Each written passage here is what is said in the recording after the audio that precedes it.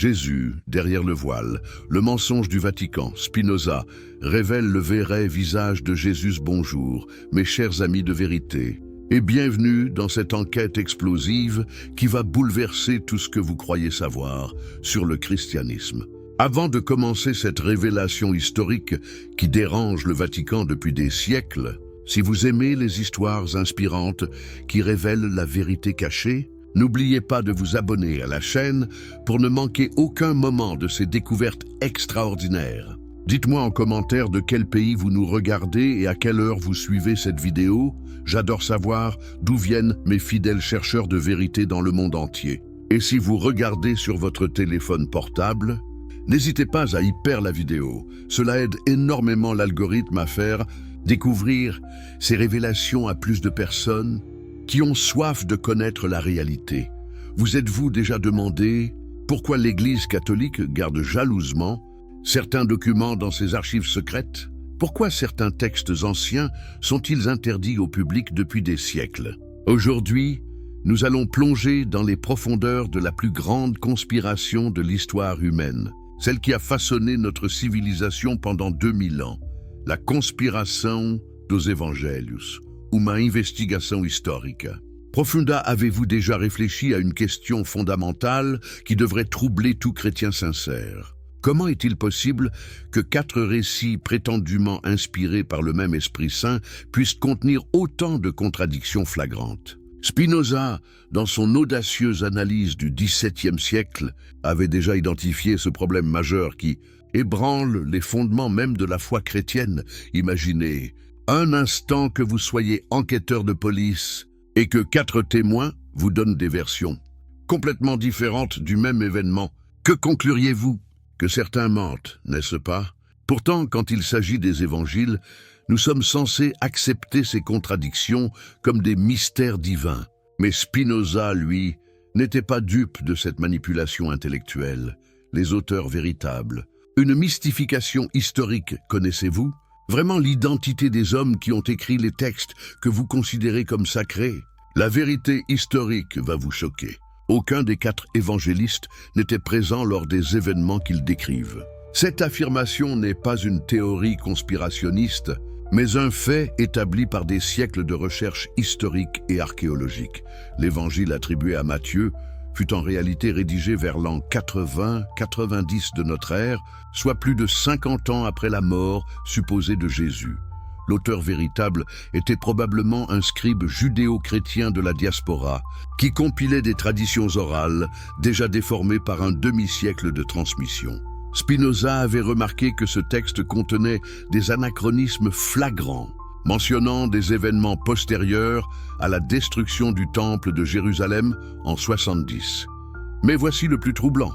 Comment un pêcheur illettré de Galilée aurait-il pu rédiger un texte en grec parfait, truffé de références à la Septante, la traduction grecque de la Bible hébraïque? Cette impossibilité logique révèle la supercherie. L'Église primitive avait besoin de légitimité. Alors, elle attribua ces textes à des figures apostoliques respectées. L'Évangile de Marc, considéré comme le plus ancien, présente des caractéristiques encore plus troublantes. Son auteur démontre une méconnaissance totale de la géographie palestinienne. Il place Gerasa, une ville située à plus de 50 km du lac de Tibériade, en face de la Galilée, comme si elle se trouvait sur la rive opposée. Comment un contemporain de Jésus aurait-il pu commettre une erreur aussi grossière? Spinoza avait identifié ces incohérences comme la preuve d'une rédaction tardive par des auteurs éloignés géographiquement et temporellement des événements décrits. L'évangile de Marc fut probablement composé à Rome vers 65-70 par un chrétien d'origine païenne qui ne connaissait la Palestine que par ouï-dire. L'évangile de Luc présente un cas encore plus flagrant de falsification historique. Son auteur prétend avoir tout recherché avec exactitude depuis les origines, mais ses récits regorgent d'erreurs historiques évidentes. Il place la naissance de Jésus sous le recensement de Quirinius, gouverneur de Syrie, mais ce recensement eut lieu en l'an 6 de notre ère, soit 10 ans après la mort d'Hérode le Grand, sous lequel il situe également cet événement. Comment une même personne peut-elle naître sous 2 règnes séparés par une décennie? Cette impossibilité chronologique révèle que l'auteur de Luc manipulait consciemment les faits historiques pour servir sa théologie. Spinoza y voyait la preuve que ces textes n'étaient pas des récits historiques, mais des constructions idéologiques destinées à légitimer une doctrine préconçue. L'évangile de Jean, le plus tardif, fut rédigé vers 95-100 par une communauté gnostique qui avait complètement mythologisé la figure de Jésus. Ce texte ne contient pratiquement aucun élément historique vérifiable. Son Jésus philosophe, qui prononce de longs discours métaphysiques, n'a plus rien à voir avec le prédicateur apocalyptique galiléen des sources plus anciennes. L'industrie de la falsification littéraire. Savez-vous que les premiers siècles du christianisme furent marqués par une véritable industrie de la falsification littéraire? Des centaines de textes furent fabriqués et attribués à des figures apostoliques pour donner une légitimité factice à diverses doctrines concurrentes. Cette pratique, appelée pseudépigraphie, était si répandue qu'elle en devient la norme plutôt que l'exception. Les spécialistes estiment que plus de la moitié du Nouveau Testament fut rédigé par des auteurs autres que ceux auxquels ces textes sont attribués. Les épîtres pastorales de Paul, par exemple, furent composées au IIe siècle par des disciples qui voulaient faire accepter une hiérarchie ecclésiastique autoritaire en invoquant l'autorité de l'apôtre. Cette falsification systématique révèle une vérité dérangeante. Le christianisme primitif était traversé par des conflits doctrinaux si violents que chaque faction n'hésitait pas à forger des documents pour légitimer ses positions. Comment peut-on encore parler d'inspiration divine dans un tel contexte de manipulation et de mensonges organisés?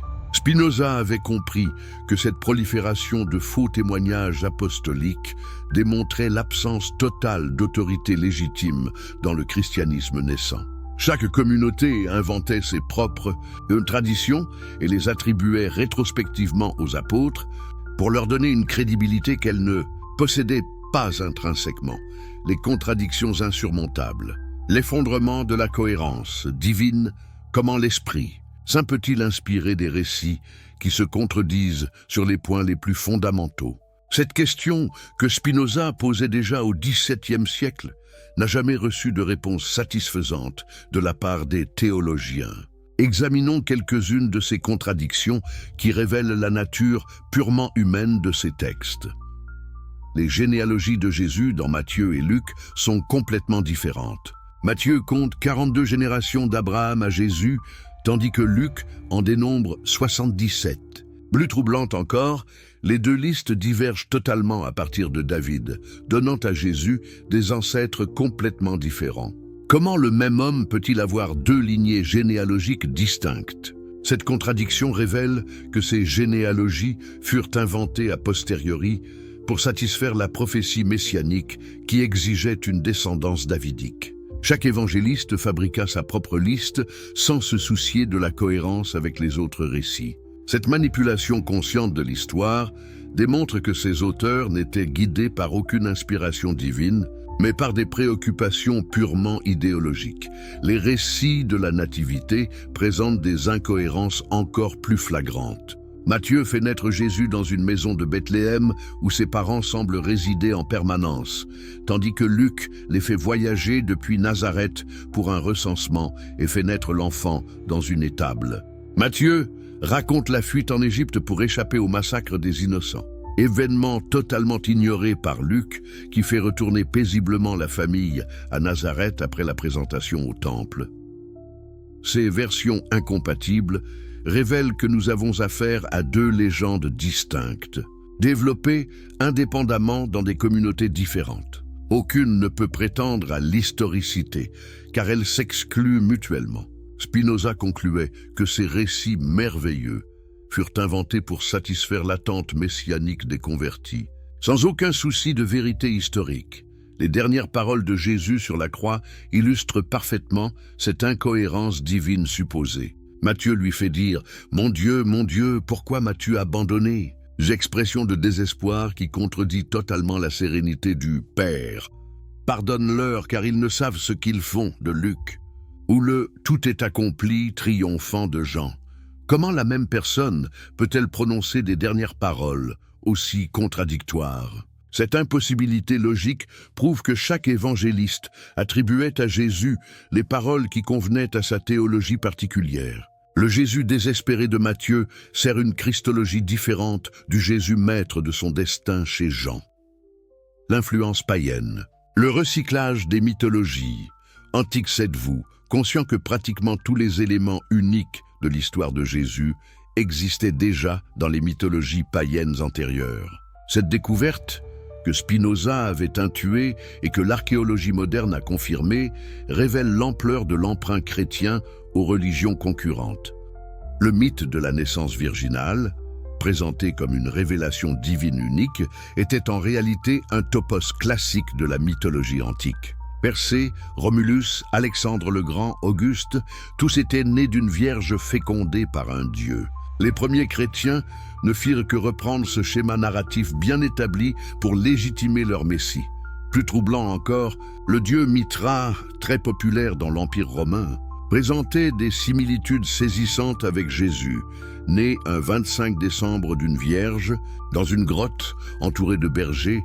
Mithra était également appelé Sauveur, agneau de Dieu, bon pasteur. Il mourait et ressuscitait pour le salut de l'humanité, et ses adeptes participaient à un repas sacré de pain et de vin, symbolisant son corps et son sang. Ces parallèles ne peuvent être le fruit du hasard. Ils révèlent que le christianisme émerge, puisé délibérément dans le réservoir mythologique de son époque pour construire sa propre légende.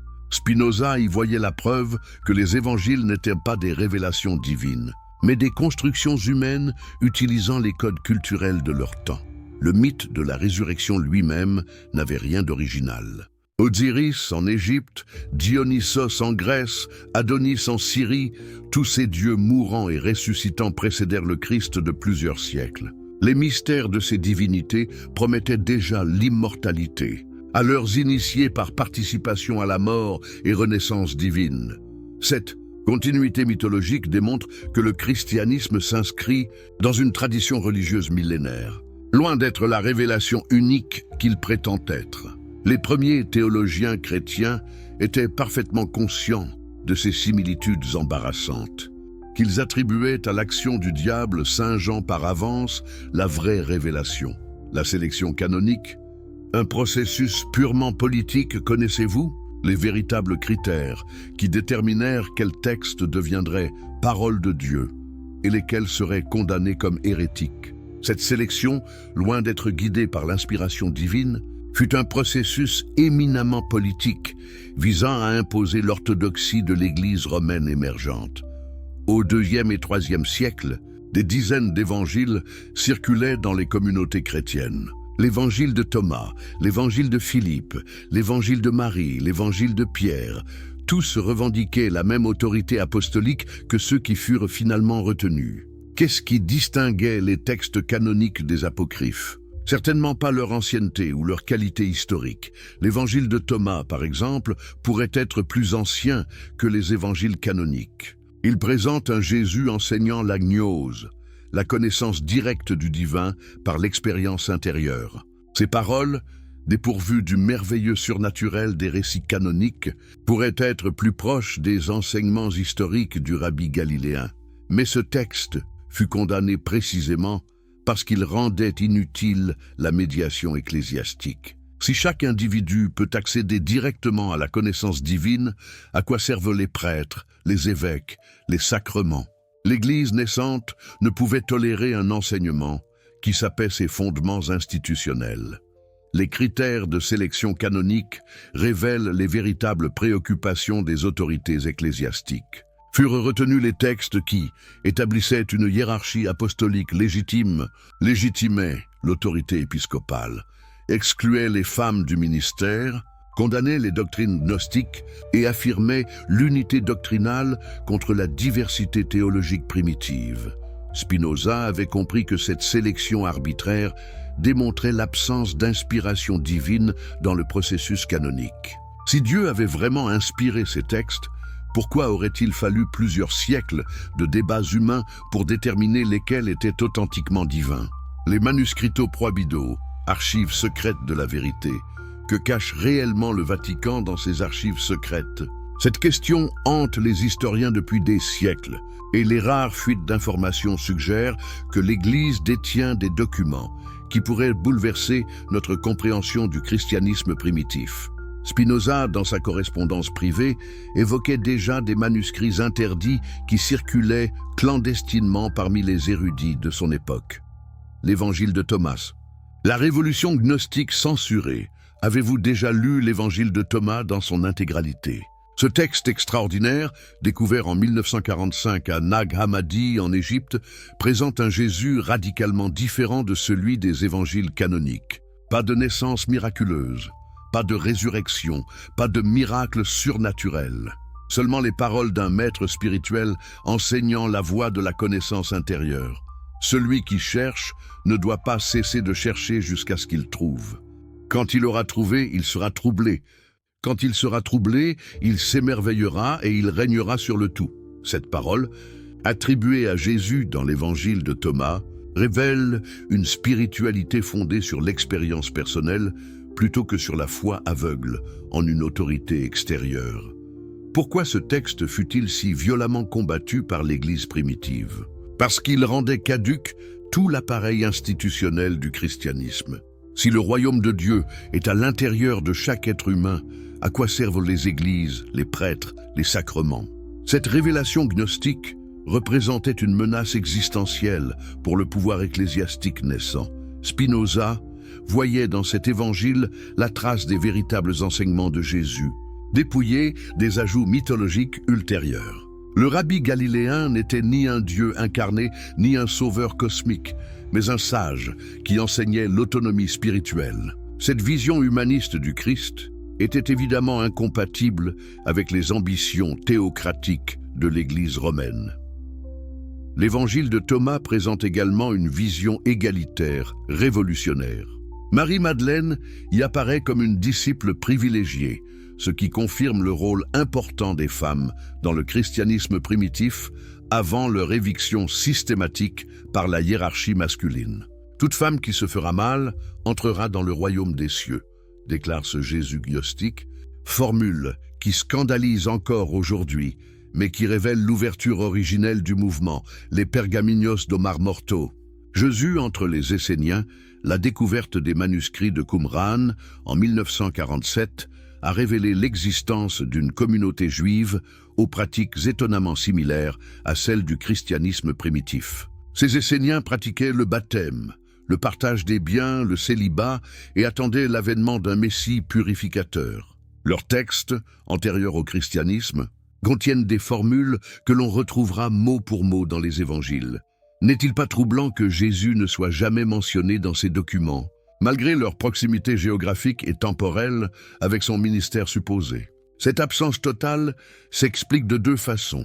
Soit Jésus n'était qu'un membre ordinaire de cette communauté, soit il n'a jamais existé en tant qu'individu historique distinct. Le manuel de discipline de Qumran contient cette phrase saisissante. Ils se partageaient leurs biens et ne possédaient rien en propre. Les Actes des Apôtres reprennent exactement la même formulation pour décrire la communauté chrétienne primitive. Cette similitude littérale révèle que le christianisme naissant empruntait directement aux pratiques esséniques.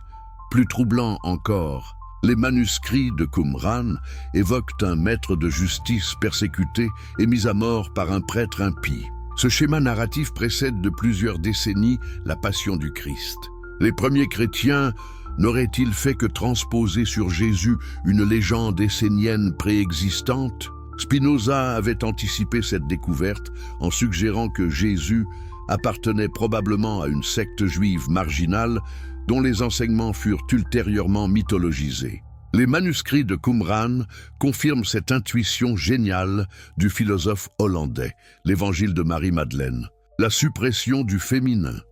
Sacré imaginer la révolution théologique que représenterait la reconnaissance officielle de l'évangile de Marie-Madeleine. Ce texte, dont nous ne possédons que des fragments, présente Marie comme la disciple la plus proche de Jésus, celle qui reçoit ses enseignements les plus secrets. « Il m'aimait plus que vous », déclare-t-elle aux autres apôtres qui contestent son autorité.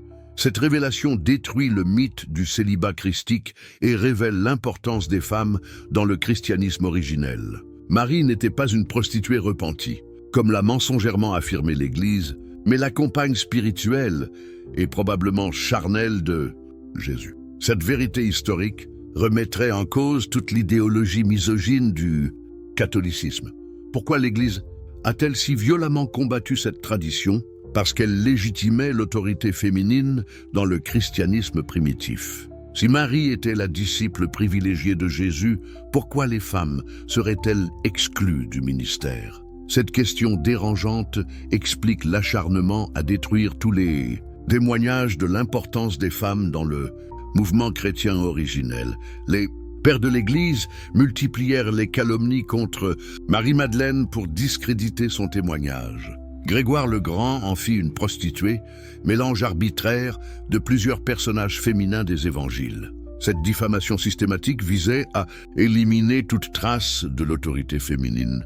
Primitive Spinoza pressentait que la suppression du féminin sacré représentait une castration spirituelle du christianisme. En excluant les femmes de l'autorité religieuse, l'Église se coupait de la moitié de l'humanité et apauvrissait considérablement sa compréhension du divin. La vérité cachée de Jésus, les révélations finales de Spinoza. Chers amis passionnés de vérité historique, nous voici arrivés aux révélations les plus bouleversantes de cette enquête extraordinaire. Avant de plonger dans ces découvertes qui vont changer votre perception du monde pour toujours, si vous aimez les histoires inspirantes qui révèlent enfin la vérité cachée depuis des millénaires, n'hésitez surtout pas à vous abonner à notre chaîne pour ne manquer aucune de ces révélations historiques explosives. J'aimerais vraiment savoir de quel pays vous nous suivez en ce moment et à quelle heure vous regardez cette vidéo. Laissez-moi un commentaire. Cela me fait toujours immensément plaisir de découvrir d'où viennent mes fidèles chercheurs de vérité à travers le monde entier.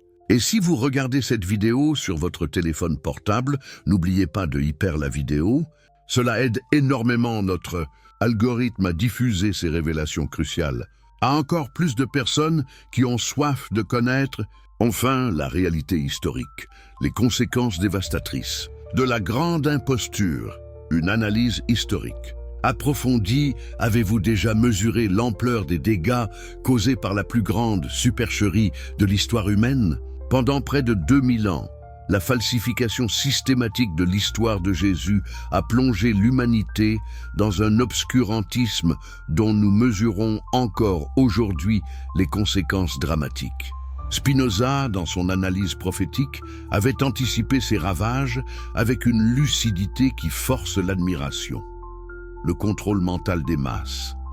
Une machinerie psychologique implacable. Comment une institution religieuse a-t-elle réussi à manipuler des milliards d'êtres humains pendant des siècles?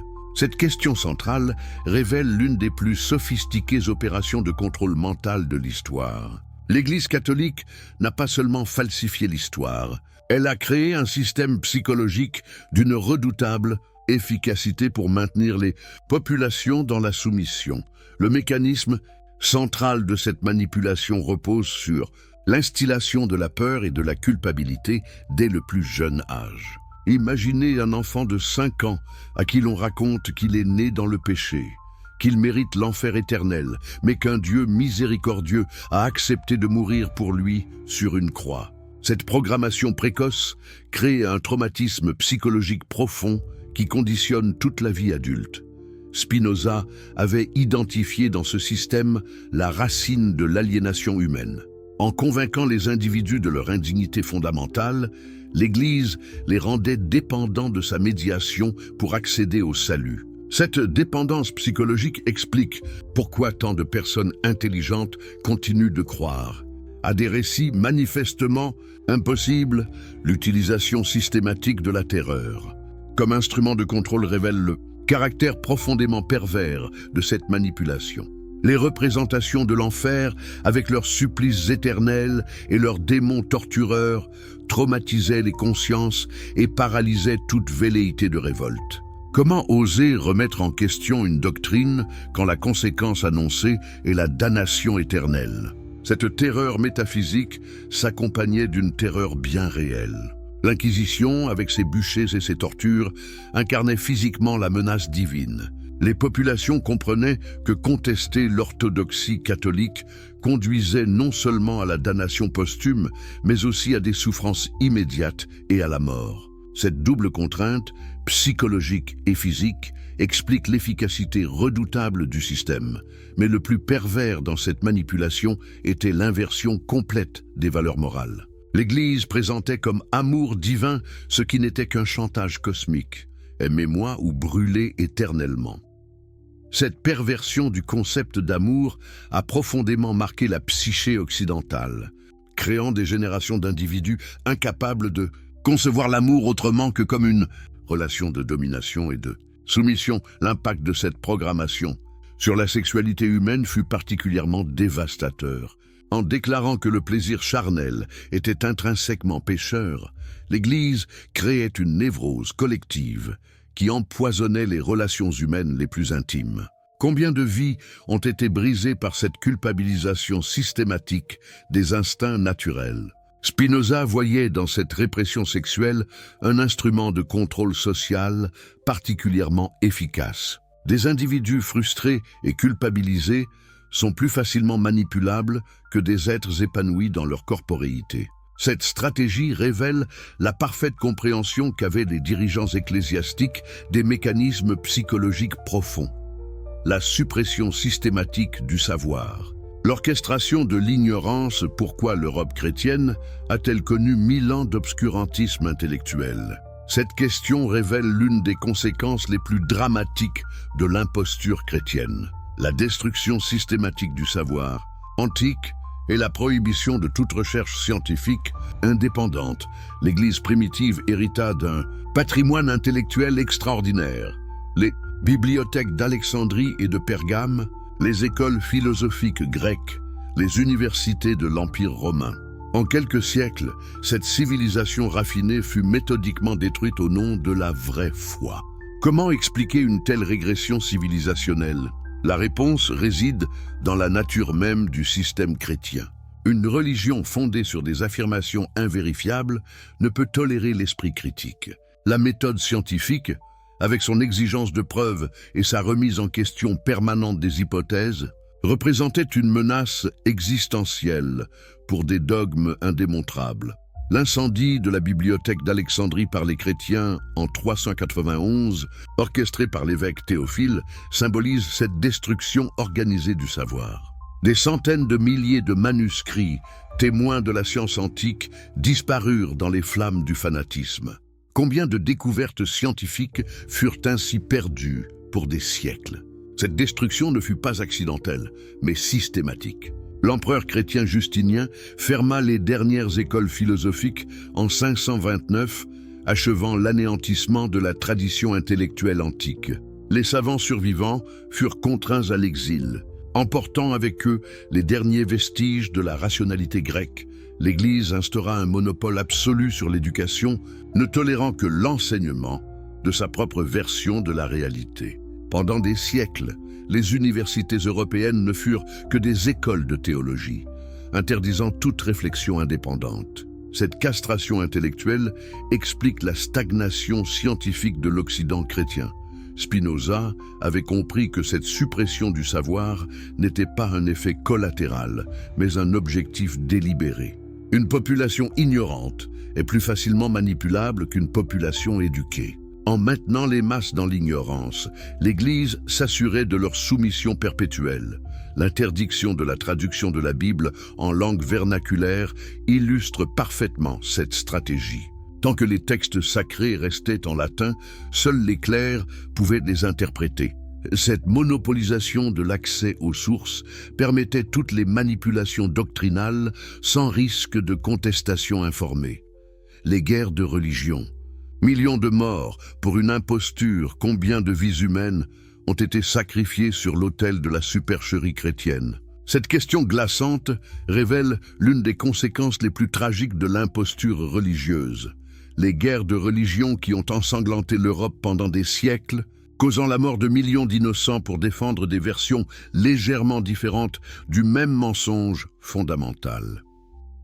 Les croisades, présentées comme des guerres saintes, furent en réalité des opérations de pillage déguisées en missions religieuses. Combien de musulmans, de juifs, de chrétiens orientaux furent massacrés au nom du prince de la paix? Ces boucheries révèlent l'abîme moral dans lequel avait sombré une religion prétendant enseigner l'amour universel. La prise de Jérusalem en 1099 par les croisés illustre cette barbarie sacralisée. Les chroniqueurs de l'époque rapportent que le sang coulait dans les rues jusqu'aux chevilles des chevaux. Des dizaines de milliers de civils, hommes, femmes et enfants, furent égorgés dans les mosquées et les synagogues où ils avaient cherché refuge. Tout cela pour libérer le tombeau d'un homme qui n'était probablement jamais mort sur une croix.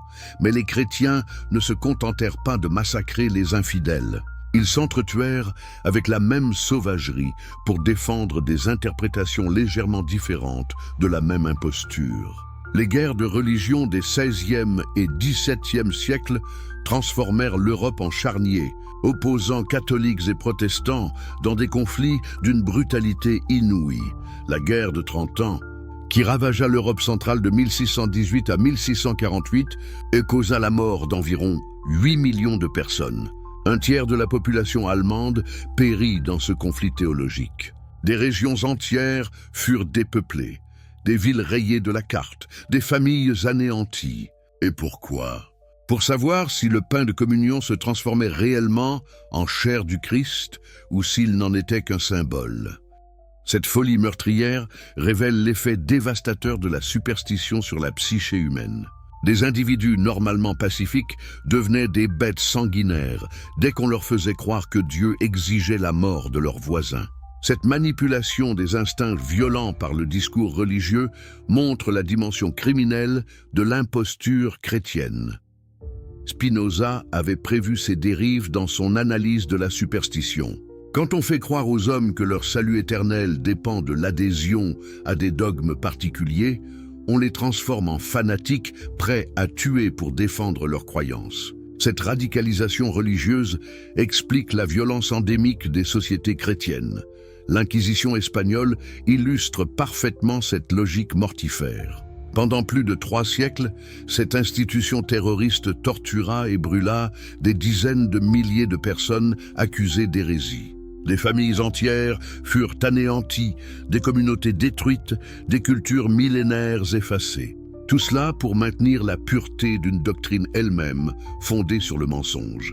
L'aliénation spirituelle, la coupure de l'homme avec sa nature. Profonde, n'avez-vous jamais ressenti cette étrange impression que le christianisme vous coupait de quelque chose d'essentiel en vous-même? Cette intuition révèle l'une des conséquences les plus subtiles mais les plus dévastatrices de l'imposture chrétienne.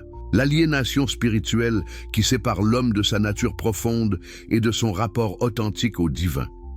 Le christianisme institutionnel a créé un système religieux fondamentalement anti-spirituel. En plaçant la divinité à l'extérieur de l'être humain, dans un ciel lointain et inaccessible, il a coupé les individus de leur dimension transcendante intérieure. Cette externalisation du sacré explique pourquoi tant de chrétiens sincères se sentent vides et insatisfaits malgré leur foi.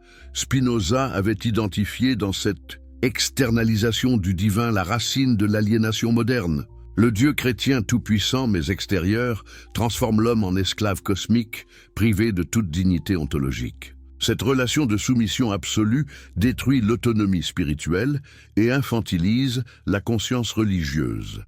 L'obsession chrétienne du péché originel révèle cette logique destructrice. En déclarant que l'homme est fondamentalement corrompu, le christianisme nie la possibilité d'un épanouissement spirituel autonome. Cette anthropologie pessimiste crée des générations d'individus convaincus de leur indignité et incapables d'accéder à leur potentiel transcendant. La médiation ecclésiastique obligatoire achève cette aliénation. En déclarant que le salut ne peut s'obtenir qu'à travers l'Église et ses sacrements, le christianisme institutionnel prive les individus de tout rapport personnel au divin. Cette monopolisation du sacré explique l'appauvrissement spirituel des sociétés chrétiennes. Comparez cette spiritualité de la soumission avec les traditions mystiques authentiques. Les soufis musulmans, les kabbalistes juifs, les sages hindous, tous enseignent la possibilité d'une union directe avec le divin par l'expérience intérieure. Cette spiritualité de la réalisation personnelle révèle par contraste l'imposture du système chrétien.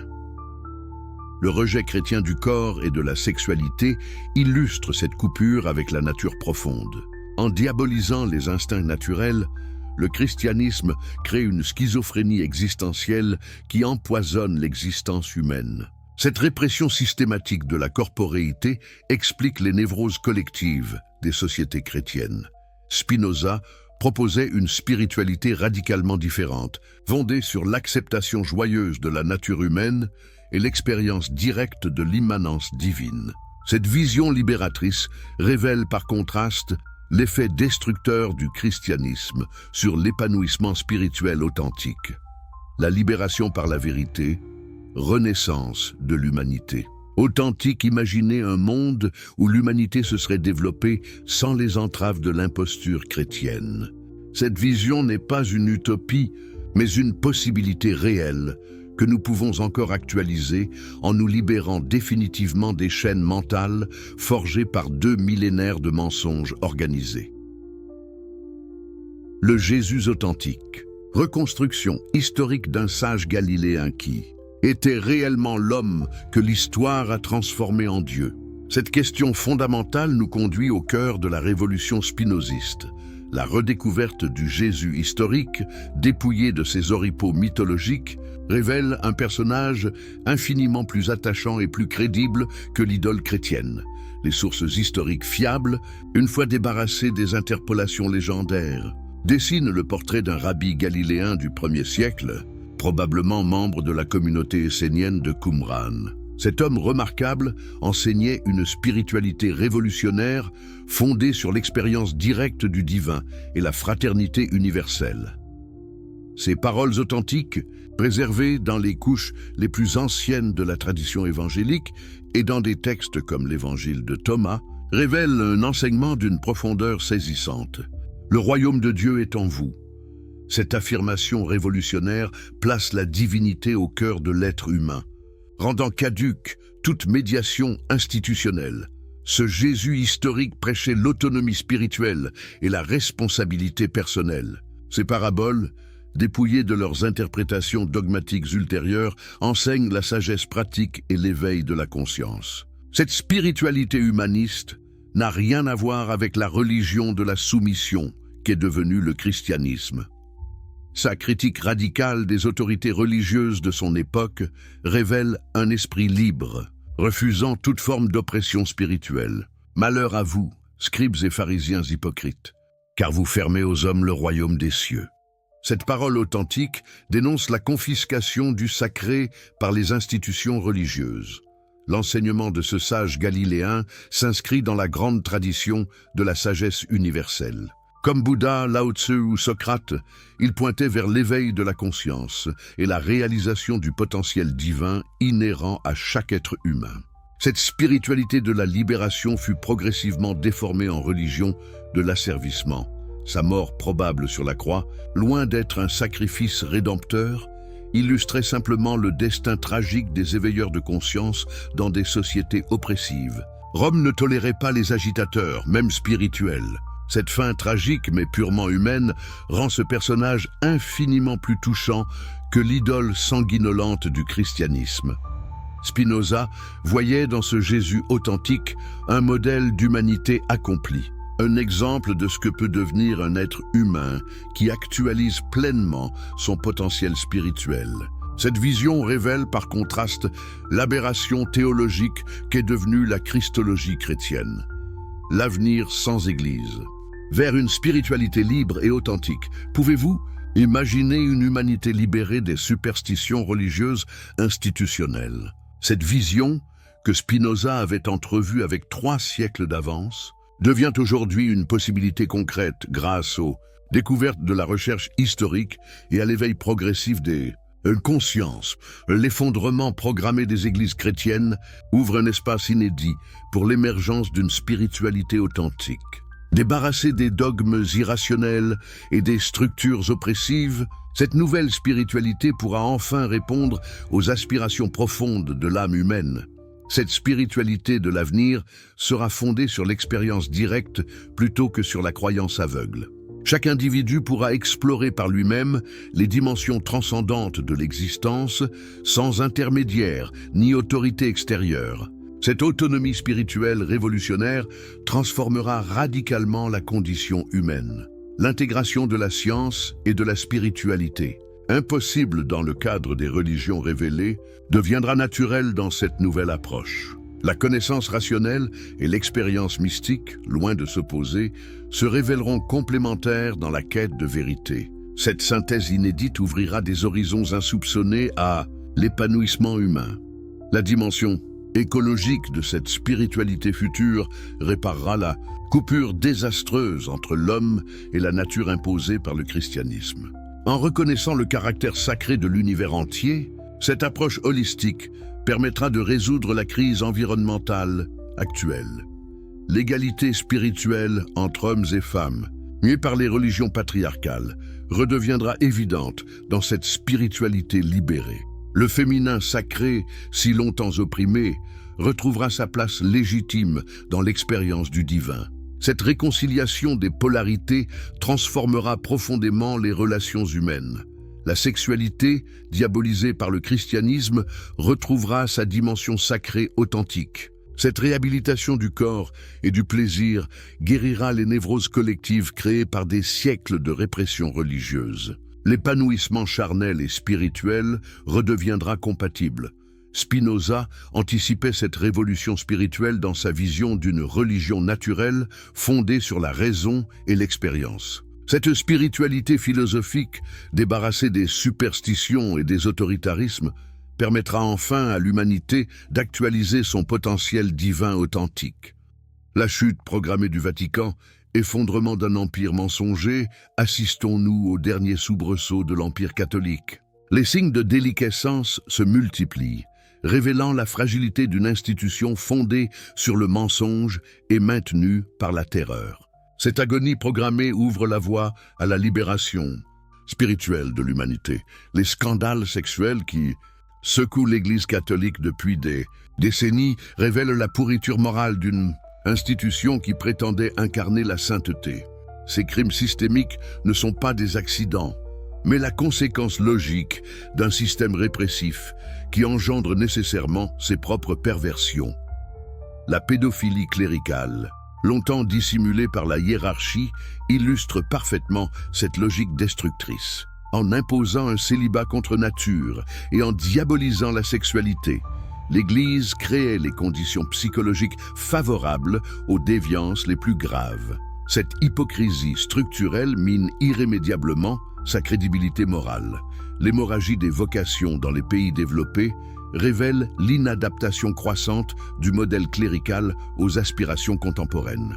Les jeunes générations, mieux éduquées et plus libres, refusent massivement de consacrer leur vie à la propagation de mensonges obsolètes.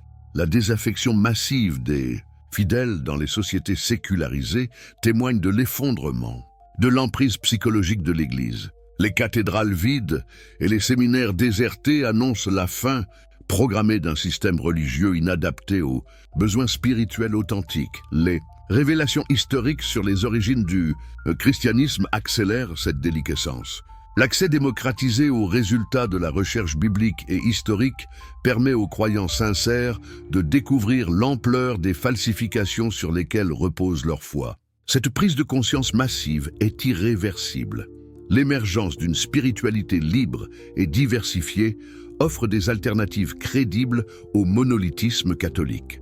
Les individus en quête d'épanouissement spirituel trouvent désormais des voies plus authentiques que les dogmes fossilisés de l'orthodoxie romaine. La révolution numérique amplifie ces phénomènes en permettant la libre circulation de l'information. Le monopole informationnel que détenait l'Église pendant des siècles s'effrite face à la démocratisation du savoir. Cette transparence nouvelle rend impossible la perpétuation des mensonges traditionnels. Spinoza avait prévu cette évolution inéluctable. La vérité, selon lui, possède une force intrinsèque qui finit toujours par triompher du mensonge, si puissamment organisé soit-il. L'effondrement actuel du catholicisme confirme cette prophétie optimiste. La nouvelle ère de conscience, renaissance spirituelle de l'humanité, sommes-nous à l'aube d'une révolution spirituelle sans précédent dans l'histoire humaine. Cette possibilité extraordinaire que les signes actuels permettent d'envisager sérieusement ouvrirait des perspectives inédites pour l'épanouissement de notre espèce. L'effondrement programmé des religions institutionnelles libère un espace considérable pour l'émergence de nouvelles formes de spiritualité. Cette transition historique, comparable à la Renaissance ou aux Lumières, pourrait inaugurer une ère d'épanouissement spirituel authentique. La synthèse entre sagesse traditionnelle et connaissance moderne devient enfin possible.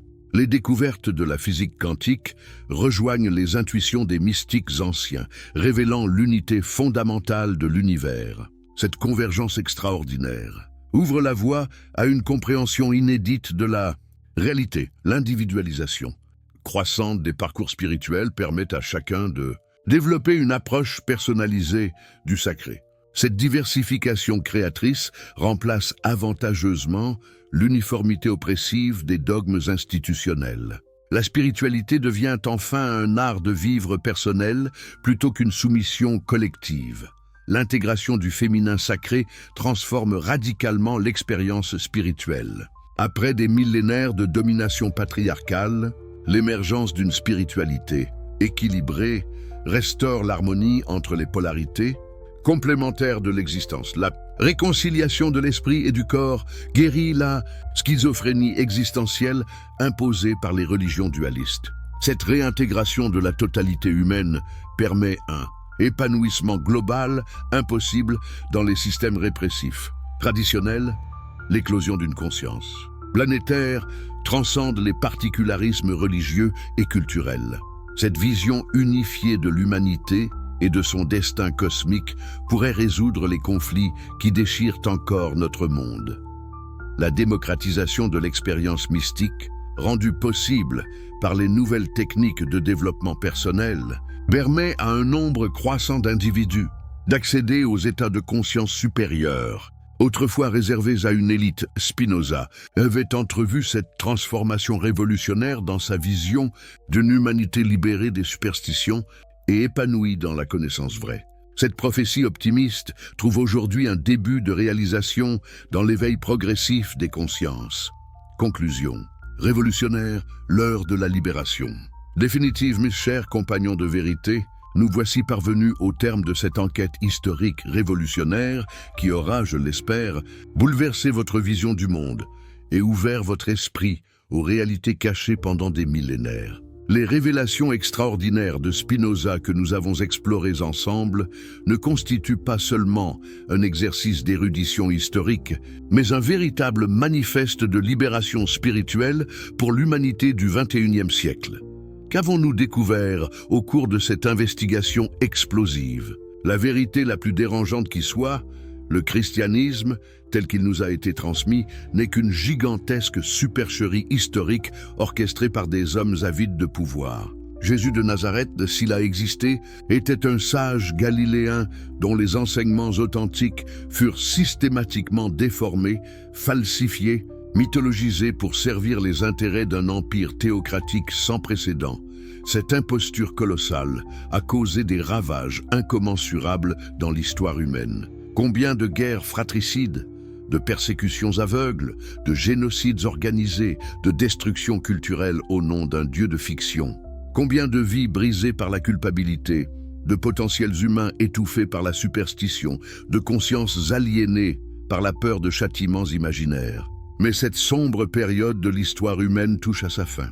Les découvertes archéologiques, les recherches historiques, l'éveil progressif des consciences convergent vers une même évidence. L'humanité est prête à se libérer définitivement des chaînes mentales qui l'ont entravée pendant 2 millénaires. L'effondrement programmé du Vatican et des églises chrétiennes n'est pas un accident, mais l'aboutissement logique d'un système fondé sur le mensonge. La vérité, comme l'avait prédit Spinoza, finit toujours par triompher de l'imposture, si puissamment organisée soit-elle. Nous assistons aujourd'hui à cette victoire historique de la lumière sur les ténèbres. Cette libération ouvre des perspectives extraordinaires pour l'avenir de notre espèce. Débarrassée des superstitions qui la paralysaient, l'humanité pourra enfin actualiser son potentiel spirituel authentique. Une nouvelle ère commence, celle de la conscience libérée, de la spiritualité autonome, de l'épanouissement intégral de l'être humain. Vous qui m'avez suivi jusqu'au terme de cette révélation, vous faites partie de cette avant-garde de l'éveil. Vous portez désormais en vous les germes de la révolution spirituelle qui transformera le monde. Cette responsabilité est immense, mais elle est aussi un privilège extraordinaire, participer à la renaissance de l'humanité authentique. Que ferez-vous de cette connaissance libératrice? Continuerez-vous à vivre dans les illusions confortables de votre conditionnement passé, ou aurez-vous le courage d'embrasser pleinement cette vérité révolutionnaire? Le choix vous appartient, mais sachez que l'histoire jugera votre décision. La révolution de la conscience est en marche. Elle ne s'arrêtera plus, car elle correspond à l'aspiration la plus profonde de l'âme humaine, la liberté authentique, la vérité sans voile, l'épanouissement spirituel dans la joie et la connaissance vraie.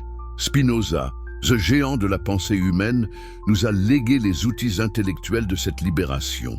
À nous maintenant de les utiliser pour construire un monde nouveau, débarrasser des mensonges et des oppressions du passé. Cette mission historique commence aujourd'hui avec chacun d'entre vous. L'avenir appartient aux esprits libres, aux chercheurs de vérité, à tous ceux qui refusent les facilités de la croyance aveugle pour embrasser l'exigence magnifique de la connaissance authentique. Vous êtes ces pionniers de demain, ces bâtisseurs d'un monde nouveau. Si cette enquête historique explosive a ouvert votre esprit et libéré votre conscience, partagez-la avec tous ceux qui vous entourent. La vérité ne peut triompher que si elle se diffuse librement. Chaque personne éveillée devient un foyer de lumière dans les ténèbres de l'ignorance. Abonnez-vous à notre chaîne pour continuer à recevoir ces révélations qui changent le monde. Ensemble, nous écrirons les premières pages de l'histoire de l'humanité libérée. Cette aventure extraordinaire ne fait que commencer. La vérité vous rendra libre, avait dit ce sage galiléen il y a 2000 ans. Aujourd'hui, cette prophétie s'accomplit sous nos yeux. Êtes-vous prêts à faire partie de cette révolution spirituelle qui transformera à jamais le destin de notre espèce? L'heure de la libération a sonné. Répondrez-vous à l'appel de l'histoire?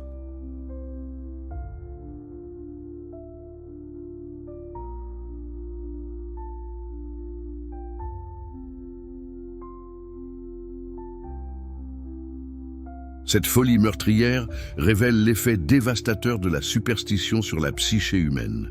Des individus normalement pacifiques devenaient des bêtes sanguinaires dès qu'on leur faisait croire que Dieu exigeait la mort de leurs voisins. Cette manipulation des instincts violents par le discours religieux montre la dimension criminelle de l'imposture chrétienne. Spinoza avait prévu ces dérives dans son analyse de la superstition. Quand on fait croire aux hommes que leur salut éternel dépend de l'adhésion à des dogmes particuliers, on les transforme en fanatiques prêts à tuer pour défendre leurs croyances. Cette radicalisation religieuse explique la violence endémique des sociétés chrétiennes.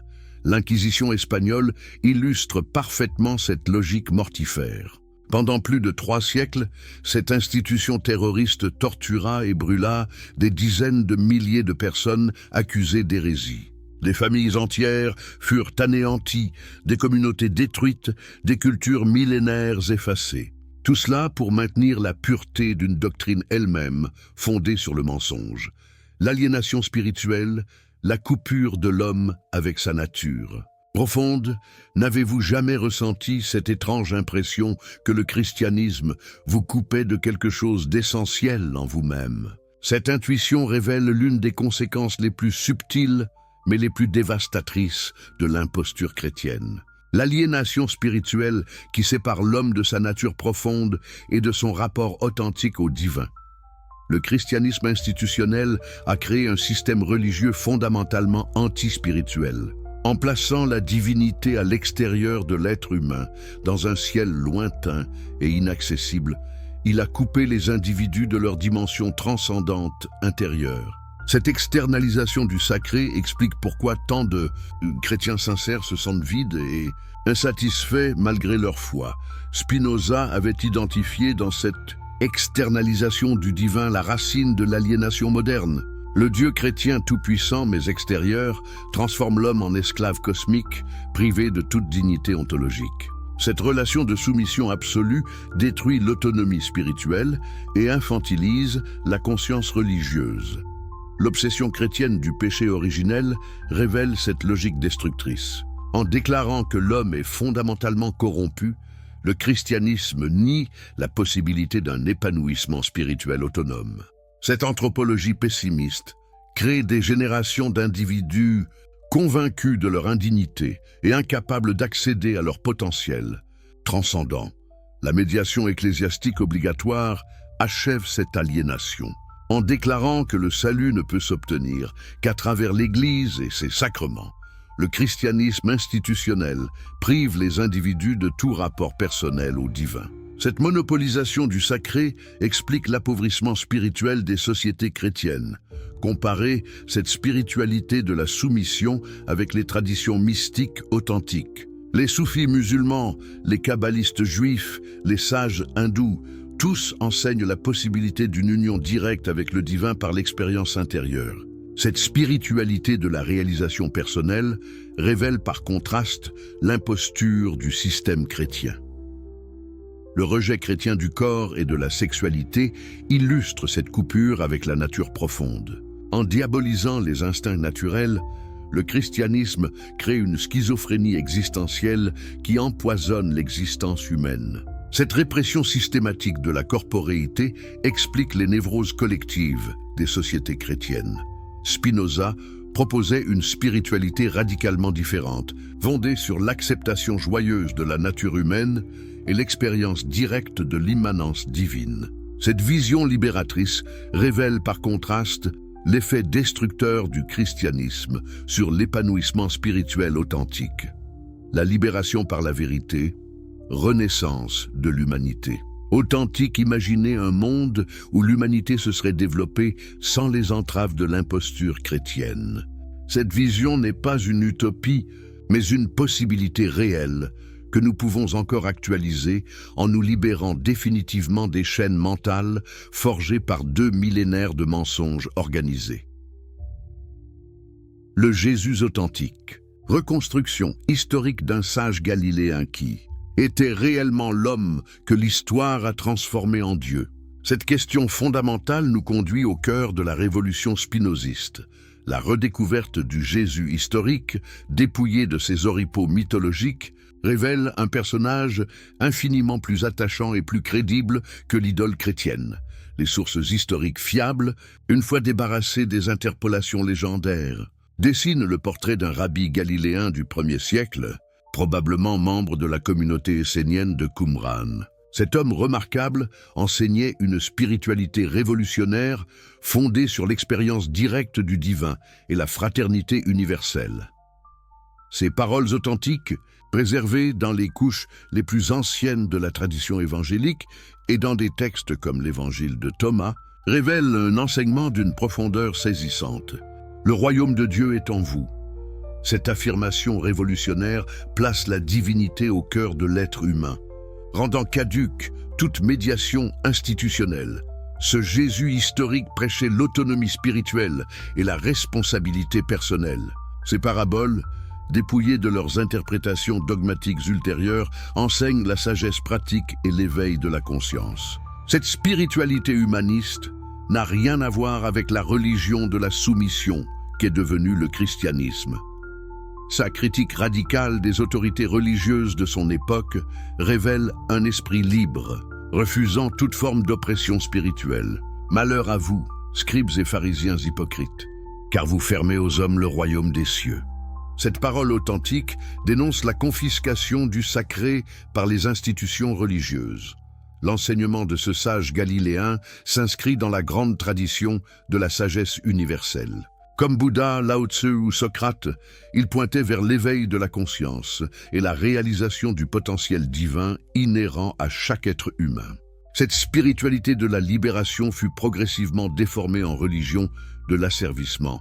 Sa mort probable sur la croix, loin d'être un sacrifice rédempteur, illustrait simplement le destin tragique des éveilleurs de conscience dans des sociétés oppressives. Rome ne tolérait pas les agitateurs, même spirituels. Cette fin tragique mais purement humaine rend ce personnage infiniment plus touchant que l'idole sanguinolente du christianisme.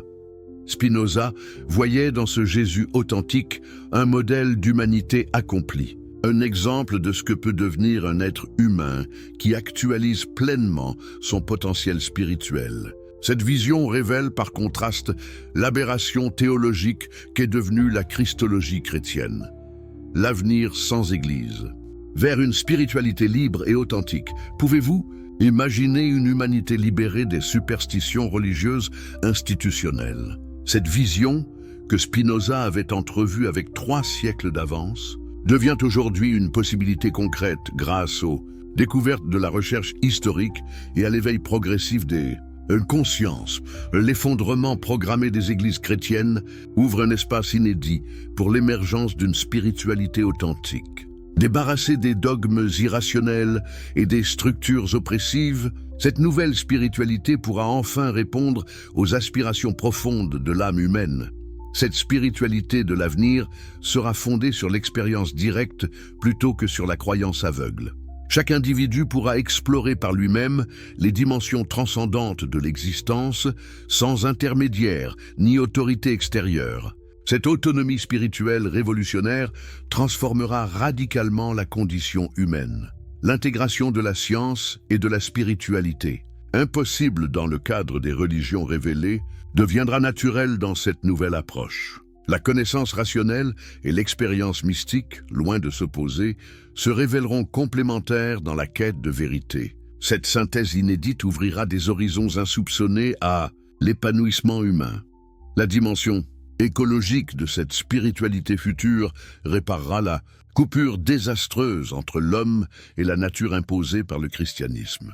En reconnaissant le caractère sacré de l'univers entier, cette approche holistique permettra de résoudre la crise environnementale actuelle. L'égalité spirituelle entre hommes et femmes, muée par les religions patriarcales, redeviendra évidente dans cette spiritualité libérée. Le féminin sacré, si longtemps opprimé, retrouvera sa place légitime dans l'expérience du divin. Cette réconciliation des polarités transformera profondément les relations humaines.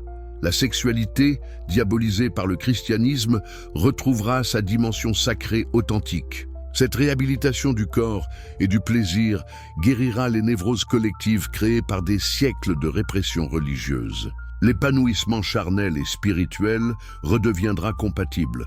Spinoza anticipait cette révolution spirituelle dans sa vision d'une religion naturelle fondée sur la raison et l'expérience. Cette spiritualité philosophique, débarrassée des superstitions et des autoritarismes, permettra enfin à l'humanité d'actualiser son potentiel divin authentique.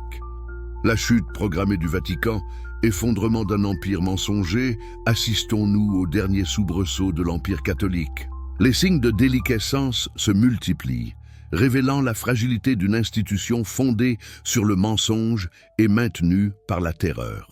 Cette agonie programmée ouvre la voie à la libération spirituelle de l'humanité. Les scandales sexuels qui secouent l'Église catholique depuis des décennies révèlent la pourriture morale d'une institution qui prétendait incarner la sainteté. Ces crimes systémiques ne sont pas des accidents, mais la conséquence logique d'un système répressif qui engendre nécessairement ses propres perversions. La pédophilie cléricale, longtemps dissimulée par la hiérarchie, illustre parfaitement cette logique destructrice. En imposant un célibat contre nature et en diabolisant la sexualité, l'Église créait les conditions psychologiques favorables aux déviances les plus graves. Cette hypocrisie structurelle mine irrémédiablement sa crédibilité morale. L'hémorragie des vocations dans les pays développés révèle l'inadaptation croissante du modèle clérical aux aspirations contemporaines. Les jeunes générations, mieux éduquées et plus libres, refusent massivement de consacrer leur vie à la propagation de mensonges obsolètes. La désaffection massive des fidèles dans les sociétés sécularisées témoigne de l'effondrement, de l'emprise psychologique de l'Église. Les cathédrales vides et les séminaires désertés annoncent la fin programmée d'un système religieux inadapté aux besoins spirituels authentiques. Les révélations historiques sur les origines du christianisme accélèrent cette déliquescence. L'accès démocratisé aux résultats de la recherche biblique et historique permet aux croyants sincères de découvrir l'ampleur des falsifications sur lesquelles repose leur foi. Cette prise de conscience massive est irréversible. L'émergence d'une spiritualité libre et diversifiée offre des alternatives crédibles au monolithisme catholique. Les individus en quête d'épanouissement spirituel trouvent désormais des voies plus authentiques que les dogmes fossilisés de l'orthodoxie romaine. La révolution numérique amplifie ces phénomènes en permettant la libre circulation de l'information. Le monopole informationnel que détenait l'Église pendant des siècles s'effrite face à la démocratisation du savoir. Cette transparence nouvelle rend impossible la perpétuation des mensonges traditionnels. Spinoza avait prévu cette évolution inéluctable. La vérité, selon lui, possède une force intrinsèque qui finit toujours par triompher du mensonge, si puissamment organisé soit-il. L'effondrement actuel du catholicisme confirme cette prophétie optimiste. La nouvelle ère de conscience, renaissance spirituelle de l'humanité, sommes-nous à l'aube d'une révolution spirituelle sans précédent dans l'histoire humaine. Cette possibilité extraordinaire, que les signes actuels permettent d'envisager sérieusement, ouvrirait des perspectives inédites pour l'épanouissement de notre espèce. L'effondrement programmé des religions institutionnelles libère un espace considérable pour l'émergence de nouvelles formes de spiritualité. Cette transition historique, comparable à la Renaissance ou aux Lumières, pourrait inaugurer une ère d'épanouissement spirituel authentique. La synthèse entre sagesse traditionnelle et connaissances modernes devient enfin possible. Les découvertes de la physique quantique rejoignent les intuitions des mystiques anciens, révélant l'unité fondamentale de l'univers. Cette convergence extraordinaire ouvre la voie à une compréhension inédite de la réalité. L'individualisation croissante des parcours spirituels permet à chacun de développer une approche personnalisée du sacré. Cette diversification créatrice remplace avantageusement l'uniformité oppressive des dogmes institutionnels. La spiritualité devient enfin un art de vivre personnel plutôt qu'une soumission collective. L'intégration du féminin sacré transforme radicalement l'expérience spirituelle. Après des millénaires de domination patriarcale, l'émergence d'une spiritualité équilibrée restaure l'harmonie entre les polarités complémentaires de l'existence. La réconciliation de l'esprit et du corps guérit la schizophrénie existentielle imposée par les religions dualistes. Cette réintégration de la totalité humaine permet un épanouissement global impossible dans les systèmes répressifs. Traditionnels, l'éclosion d'une conscience planétaire transcende les particularismes religieux et culturels. Cette vision unifiée de l'humanité et de son destin cosmique pourrait résoudre les conflits qui déchirent encore notre monde. La démocratisation de l'expérience mystique, rendue possible par les nouvelles techniques de développement personnel, permet à un nombre croissant d'individus d'accéder aux états de conscience supérieurs, autrefois réservés à une élite. Spinoza avait entrevu cette transformation révolutionnaire dans sa vision d'une humanité libérée des superstitions et épanouie dans la connaissance vraie. Cette prophétie optimiste trouve aujourd'hui un début de réalisation dans l'éveil progressif des consciences. Conclusion. Révolutionnaire, l'heure de la libération. Définitive, mes chers compagnons de vérité, nous voici parvenus au terme de cette enquête historique révolutionnaire qui aura, je l'espère, bouleversé votre vision du monde et ouvert votre esprit aux réalités cachées pendant des millénaires. Les révélations extraordinaires de Spinoza que nous avons explorées ensemble ne constituent pas seulement un exercice d'érudition historique, mais un véritable manifeste de libération spirituelle pour l'humanité du XXIe siècle. Qu'avons-nous découvert au cours de cette investigation explosive? La vérité la plus dérangeante qui soit, le christianisme, tel qu'il nous a été transmis, n'est qu'une gigantesque supercherie historique orchestrée par des hommes avides de pouvoir. Jésus de Nazareth, s'il a existé, était un sage galiléen dont les enseignements authentiques furent systématiquement déformés, falsifiés, mythologisés pour servir les intérêts d'un empire théocratique sans précédent. Cette imposture colossale a causé des ravages incommensurables dans l'histoire humaine. Combien de guerres fratricides, de persécutions aveugles, de génocides organisés, de destructions culturelles au nom d'un dieu de fiction. Combien de vies brisées par la culpabilité, de potentiels humains étouffés par la superstition, de consciences aliénées par la peur de châtiments imaginaires. Mais cette sombre période de l'histoire humaine touche à sa fin. Les découvertes archéologiques, les recherches historiques, l'éveil progressif des consciences convergent vers une même évidence. L'humanité est prête à se libérer définitivement des chaînes mentales qui l'ont entravée pendant 2 millénaires. L'effondrement programmé du Vatican et des églises chrétiennes n'est pas un accident, mais l'aboutissement logique d'un système fondé sur le mensonge. La vérité, comme l'avait prédit Spinoza, finit toujours par triompher de l'imposture, si puissamment organisée soit-elle. Nous assistons aujourd'hui à cette victoire historique de la lumière sur les ténèbres. Cette libération ouvre des perspectives extraordinaires pour l'avenir de notre espèce. Débarrassée des superstitions qui la paralysaient, l'humanité pourra enfin actualiser son potentiel spirituel authentique. Une nouvelle ère commence, celle de la conscience libérée, de la spiritualité autonome, de l'épanouissement intégral de l'être humain. Vous qui m'avez suivi jusqu'au terme de cette révélation, vous faites partie de cette avant-garde de l'éveil. Vous portez désormais en vous les germes de la révolution spirituelle qui transformera le monde. Cette responsabilité est immense, mais elle est aussi un privilège extraordinaire, participer à la renaissance de l'humanité authentique. Que ferez-vous de cette connaissance libératrice? Continuerez-vous à vivre dans les illusions confortables de votre conditionnement passé, ou aurez-vous le courage d'embrasser pleinement cette vérité révolutionnaire? Le choix vous appartient, mais sachez que l'histoire jugera votre décision. La révolution de la conscience est en marche. Elle ne s'arrêtera plus, car elle correspond à l'aspiration la plus profonde de l'âme humaine, la liberté authentique, la vérité sans voile, l'épanouissement spirituel dans la joie et la connaissance vraie. Spinoza, ce géant de la pensée humaine, nous a légué les outils intellectuels de cette libération. À nous maintenant de les utiliser pour construire un monde nouveau, débarrasser des mensonges et des oppressions du passé. Cette mission historique commence aujourd'hui avec chacun d'entre vous.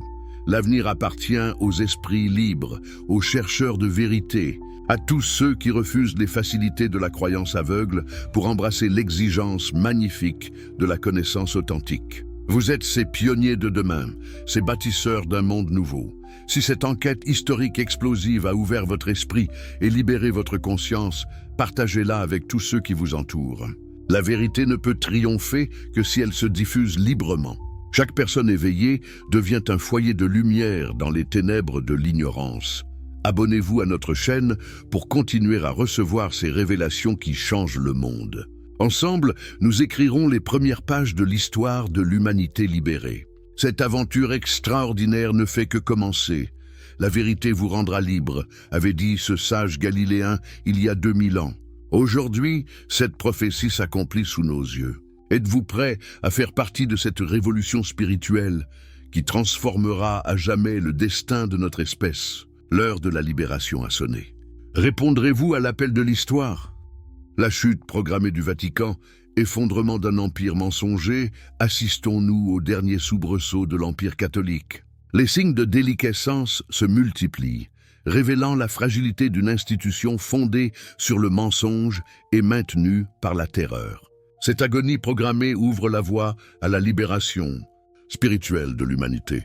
Les scandales sexuels qui secouent l'Église catholique depuis des décennies révèlent la pourriture morale d'une institution qui prétendait incarner la sainteté. Ces crimes systémiques ne sont pas des accidents, mais la conséquence logique d'un système répressif qui engendre nécessairement ses propres perversions. La pédophilie cléricale, longtemps dissimulée par la hiérarchie, illustre parfaitement cette logique destructrice. En imposant un célibat contre nature et en diabolisant la sexualité, l'Église créait les conditions psychologiques favorables aux déviances les plus graves. Cette hypocrisie structurelle mine irrémédiablement sa crédibilité morale. L'hémorragie des vocations dans les pays développés révèle l'inadaptation croissante du modèle clérical aux aspirations contemporaines. Les jeunes générations, mieux éduquées et plus libres, refusent massivement de consacrer leur vie à la propagation de mensonges obsolètes. La désaffection massive des fidèles dans les sociétés sécularisées témoigne de l'effondrement de l'emprise psychologique de l'Église. Les cathédrales vides et les séminaires désertés annoncent la fin programmée d'un système religieux inadapté aux besoins spirituels authentiques. Les révélations historiques sur les origines du christianisme accélèrent cette déliquescence. L'accès démocratisé aux résultats de la recherche biblique et historique permet aux croyants sincères de découvrir l'ampleur des falsifications sur lesquelles repose leur foi. Cette prise de conscience massive est irréversible. L'émergence d'une spiritualité libre et diversifiée offre des alternatives crédibles au monolithisme catholique. Les individus en quête d'épanouissement spirituel trouvent désormais des voies plus authentiques que les dogmes fossilisés de l'orthodoxie romaine. La révolution numérique amplifie ces phénomènes en permettant la libre circulation de l'information. Le monopole informationnel que détenait l'Église pendant des siècles s'effrite face à la démocratisation du savoir. Cette transparence nouvelle rend impossible la perpétuation des mensonges traditionnels. Spinoza avait prévu cette évolution inéluctable. La vérité, selon lui, possède une force intrinsèque qui finit toujours par triompher du mensonge, si puissamment organisé soit-il. L'effondrement actuel du catholicisme confirme cette prophétie optimiste. La nouvelle ère de conscience, renaissance spirituelle de l'humanité, sommes-nous à l'aube d'une révolution spirituelle sans précédent dans l'histoire humaine. Cette possibilité extraordinaire, que les signes actuels permettent d'envisager sérieusement, ouvrirait des perspectives inédites pour l'épanouissement de notre espèce. L'effondrement programmé des religions institutionnelles libère un espace considérable pour l'émergence de nouvelles formes de spiritualité. Cette transition historique, comparable à la Renaissance ou aux Lumières, pourrait inaugurer une ère d'épanouissement spirituel authentique. La synthèse entre sagesse traditionnelle et connaissance moderne devient enfin possible. Les découvertes de la physique quantique rejoignent les intuitions des mystiques anciens, révélant l'unité fondamentale de l'univers. Cette convergence extraordinaire ouvre la voie à une compréhension inédite de la réalité. L'individualisation croissante des parcours spirituels permet à chacun de développer une approche personnalisée du sacré. Cette diversification créatrice remplace avantageusement l'uniformité oppressive des dogmes institutionnels. La spiritualité devient enfin un art de vivre personnel plutôt qu'une soumission collective. L'intégration du féminin sacré transforme radicalement l'expérience spirituelle. Après des millénaires de domination patriarcale, l'émergence d'une spiritualité équilibrée restaure l'harmonie entre les polarités complémentaires de l'existence. La réconciliation de l'esprit et du corps guérit la schizophrénie existentielle imposée par les religions dualistes. Cette réintégration de la totalité humaine permet un épanouissement global impossible dans les systèmes répressifs traditionnels, l'éclosion d'une conscience